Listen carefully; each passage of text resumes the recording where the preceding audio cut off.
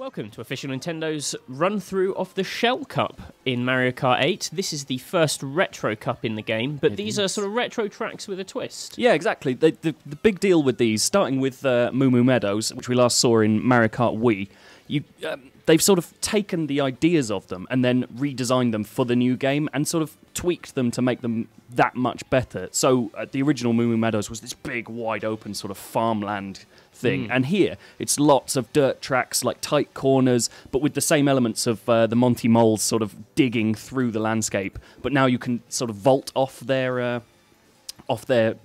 molehills, and yeah, I should have known that, and do tricks off them, and yeah, it just creates this whole new sense of it. Plus, you get to throw shells at cows, which is great, and it just looks really nice. It's got this kind of like burning orange kind of dusk sort of sky, which is just super nice, and you really see the jump from Wii to Wii U. Oh, absolutely. It's a great looking track.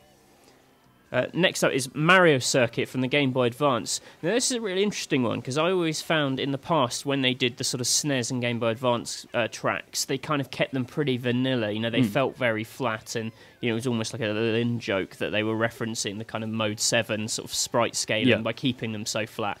But here they've taken kind of a key bend of the track and sort of lifted it on a big hydraulic arm and turned it into, and it looks like a fairground ride. It looks like a kind of a music machine or something. It looks very kind of mechanical and dangerous. Yeah, it's cool. It doesn't change the essence of that track. It is still essentially the the Mario Circuit you remember, but it's just got this new sort of visual spectacle that makes you want to play it over and over again. They've really nailed that sense of keeping what you remember about it, but then scaling it up for this new sort of bombastic game that they've created. It's got great bends as well. It sounds like a silly thing to say, but like within seconds of playing it, you're instantly back in your kind of rhythm with it. Yeah, it's just a great bit of track design, for time trialing stuff. It's already so smooth. I just can't wait to sort of properly dig into that.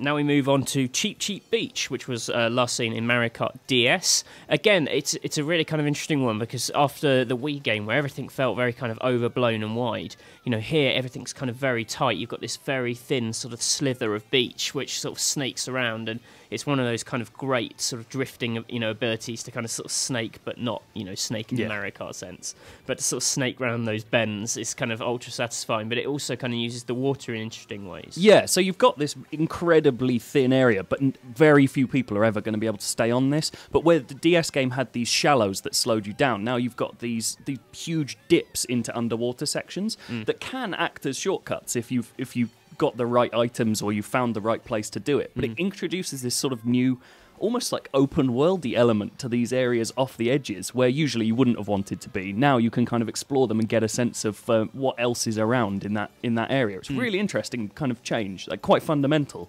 And last in this Shell Cup is Toad's Turnpike from the N64, which you're a big fan of. Yeah, this is amazing. This is the greatest redesign, I think, of the retro courses we've seen. There are still more to see, but there's something about taking that N64 sort of enforced blankness. They really had to focus on the track design, not a lot else, but they take that traffic mechanic from that where you're part of just this big highway of stuff just flowing through, and made that part of the fabric of the course. So you've got cars with surfboards on the back that you can ramp off, or trailer trucks with those kind of ones that pick up cars, but instead they've just got big boost ramps. So it adds this sort of risk-reward element, as well as having the traffic getting in your way like it always did. Yeah, I think combining that traffic with the kind of new weapons and the kind of the things that they've added since the N64 version, it's a really kind of fun kind of cat and mouse weaving around that and, quickly darting around a car to avoid sort of a boomerang up the tailpipe kind of thing. And there is nothing like ramping off one of those things and just landing on someone else's head and leaving them in the dust. It's brilliant. That's great.